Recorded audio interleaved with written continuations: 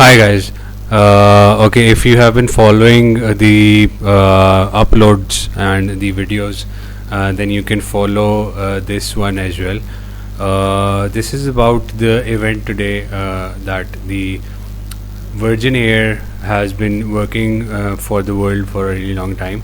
So Virgin Air has been made Virgin Orbit for NASA, because NASA outsourced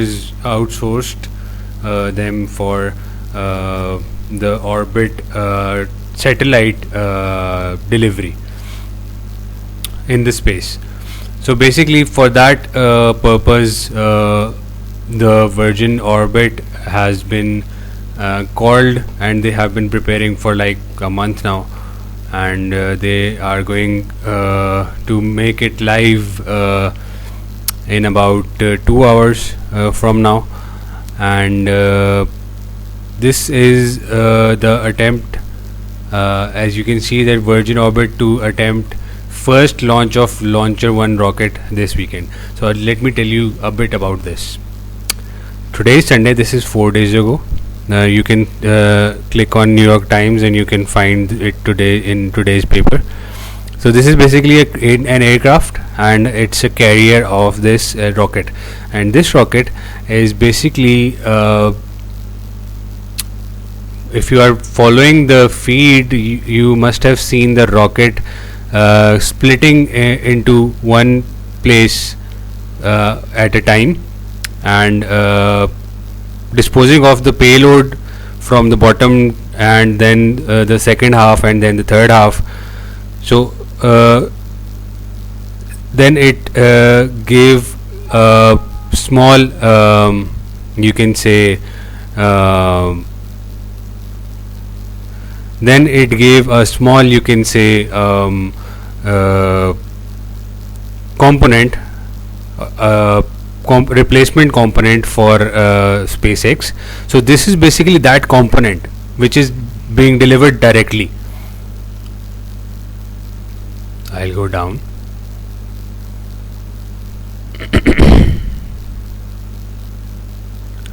So these are the Virgin Orbit plans for launch tonight, 1 p.m. EDT, 1700 GMT, 5 o'clock. So it's like 10 here.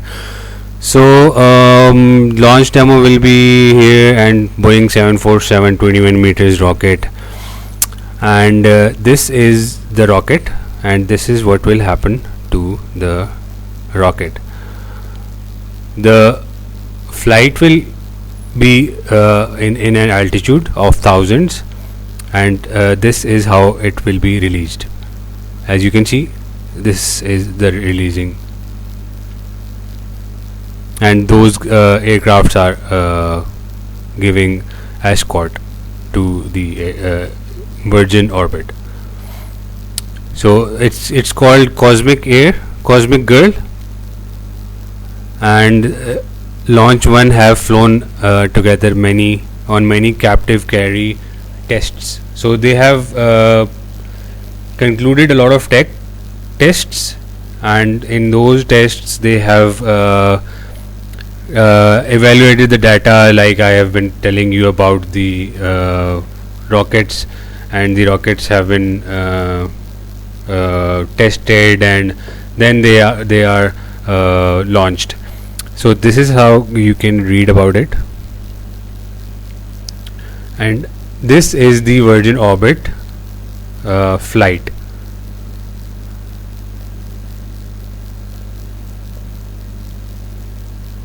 So this is how it's going to fly. As you can see that the landing gear hasn't been lifted yet. So the mechanism is that they are using air. You will find out in some videos that I am going to show you in this video.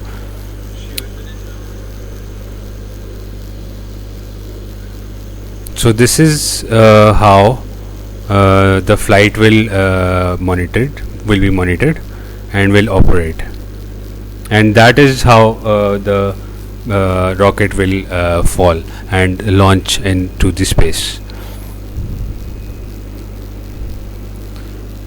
So this is the news, and let me and for the feed and for the better quality of communication, Panasonic has provided all the communication inside and outside the aircraft and the rocket. So this is the YouTube channel of Virgin Orbit, and they are promoting it as we speak. And do subscribe it, and do subscribe my channel as well. So this is the video that they have been promoting. The flight was a capstone test of our development program. Yesterday, every single piece of the system came together. All the hardware, all the software, from ground equipment to rocket to airplane to the equipment on the airplane to range communication and telemetry systems, everything was in play. And every team was in play. And what was a day? It was a full dress rehearsal. We took off from Mojave with a full rocket with cryogenics for the first time.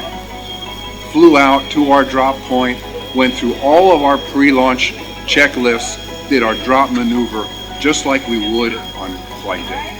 And everything worked as it should. It was beautiful. See the flight that I was talking about. Now we have a launch system. This is the second time the launching is have been made easy, and that easier making is what they have achieved, because otherwise already needed rockets. So this is the drop test. Long Beach and Mojave. Orbit base, TD, we are turning on lifting cold path, leveling off at flight level 300.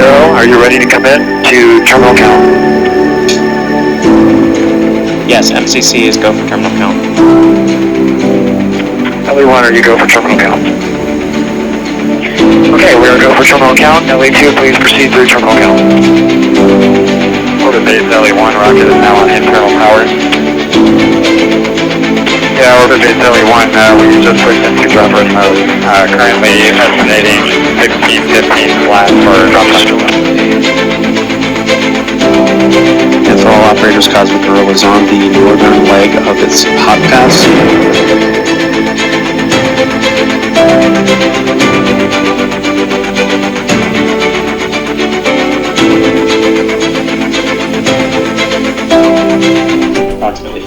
You have a close-up for both at the same time.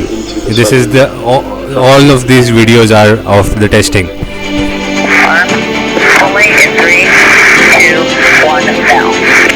This is that aircraft that was escorting. Airspeed. Release. Good release. Clean release. Control and be advised, we have released. Control, this is LD. We do have a report of a clean release. It hasn't been launched yet.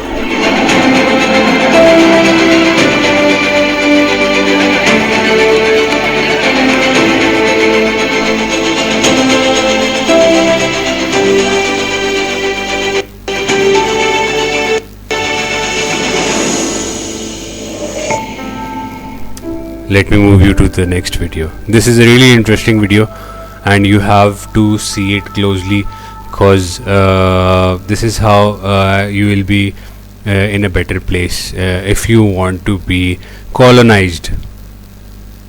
Good grammar and spelling are important, but if you want to write essays that inspire, messages that forge a brighter connection. This is the Mojave Air and Spaceport, a scrap of desert outside Los Angeles. It's where Richard Branson's Virgin Galactic has set up shop. Look at these designs. But today we're going to get a tour of another vehicle. It's a Boeing 747 that's been turned into a mobile launch pad in order to send rockets to orbit mid-flight. We're here to meet Kelly Latimer, the main pilot for Virgin Orbit. It's a sibling company of Virgin Galactic that hopes to launch satellites into space instead of tourists.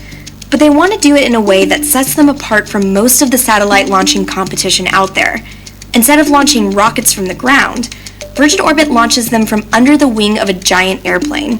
Or they will if a whole lot of tests go right first.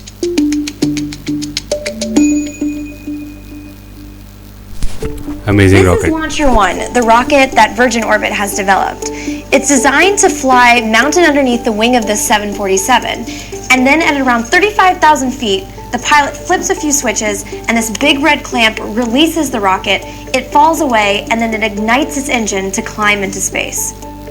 This way of getting to space is often This is a NASA footage, not Virgin It's Air's. not a new concept either.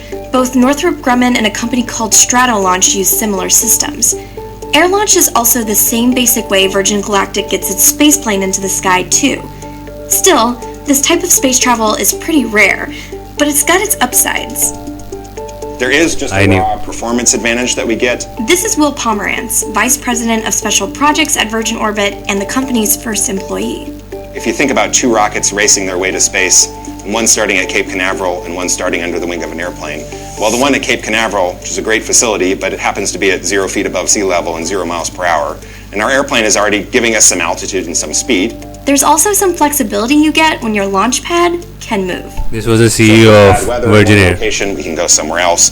If we've got 5 different customers that want to go to 5 different orbits, physics is going to dictate we want to launch them from 5 different places. And instead of having to build 5 different launch sites, we just pick up our whole launch system and we fly it anywhere it wants to go. You know, it's a Boeing 747. It's about as transportable as you can possibly make it.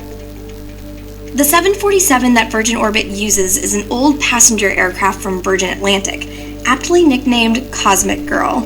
But the plane looks a tad different these days. The entire coach section has been completely gutted, all of its seats removed, and the overhead bins taken out. Yeah, we basically pulled the entire main deck interior out to get rid of weight. So we get rid of about 50,000 pounds. So what it gives us is the lighter weight, the better performance we get. The first class cabin is also no longer outfitted for rich travelers.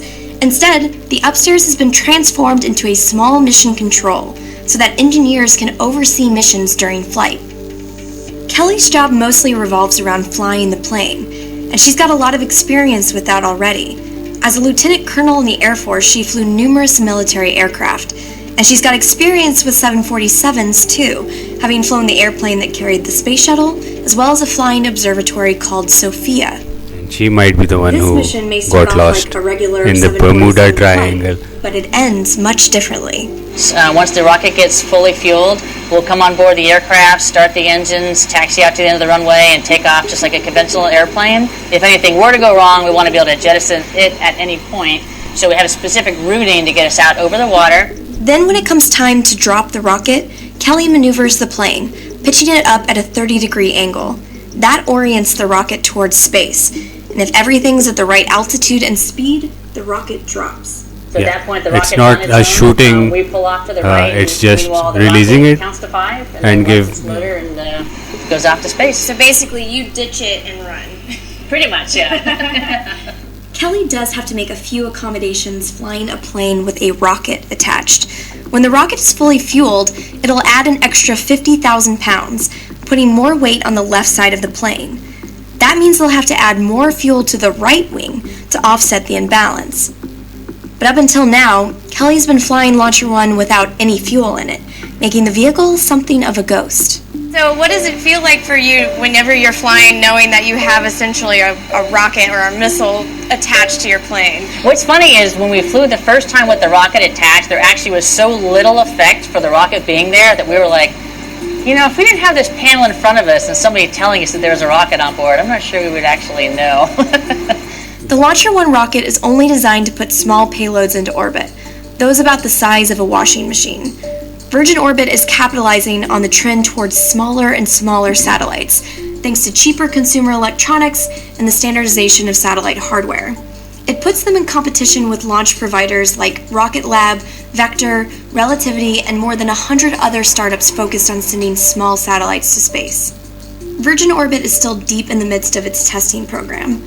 Farther out into the desert, it's testing its small rocket engine at this firing range. And there's a lot of complexity that comes from lighting the engine up in midair. When you're launching things from the ground, you know, if you need power for your system, you go and you plug it into an electrical outlet. And if you need fuel, you plug it into a pipeline. When you're launching from an airplane, you've got to build all that stuff so that A, it physically fits on board the airplane, and then B, it's safe and it's regulatorily appropriate. Yeah, I'll do that. I'll do that. So while Virgin Orbit is testing its engines, it's also testing Cosmic Girl. The company routinely runs test flights, and recently they've been flying with launcher one attached. Soon, the company will fill up the rocket with water to give it a more realistic weight, and they'll drop it just to see if it falls like the engineers think it will. When that test happens, Kelly will be testing out how to deploy Launcher 1 for the first time too, switching on a series of buttons and levers that cause Launcher 1 to fall from the wing. So we basically set it up to drop, you go left to right, and then once we're done, we go close hook, back to lock, and you go right. Of course, there's always the possibility that rockets don't behave like we think they will, and Kelly is prepared for that too. Do you have contingency plans in case that dropping doesn't go well, or heaven forbid, it ignites when you're still carrying it? Yep, we do, and that's the reason for having the control set up here and really not have it tied to a lot of computer logic or data. So at any point, we can let it go. So we basically will have some what we call go, no-go parameters or abort or knock it off criteria. Things start to go out of limits to where it's trending in a bad way. At any point in our flight, we simply unlock, arm, and then release. Virgin Orbit is aiming to do its first test launch in 2019, but there's still a lot of testing to do first, including that crucial drop test. But once that happens, Kelly is excited for what comes next. That's when the build-up to the actual launch is going to get really exciting, really fun.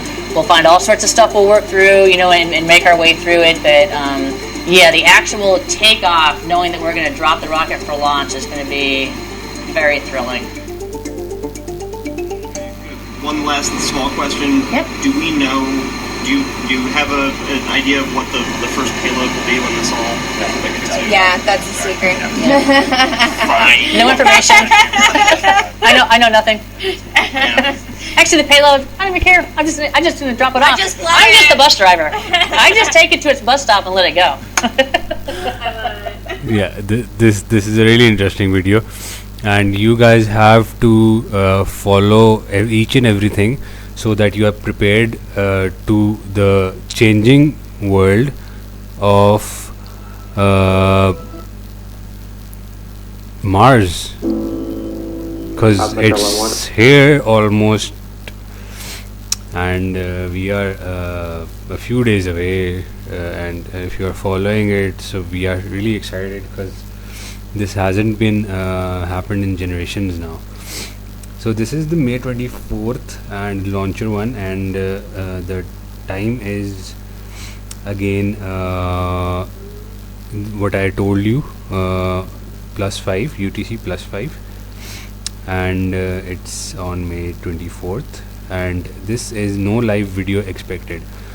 So if you have anywhere you can get a live footage, or you can get a recorded footage, do let us know, and do contact us.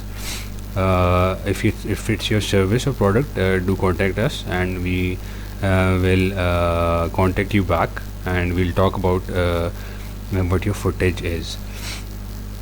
So it was informational, and see you again. Take care.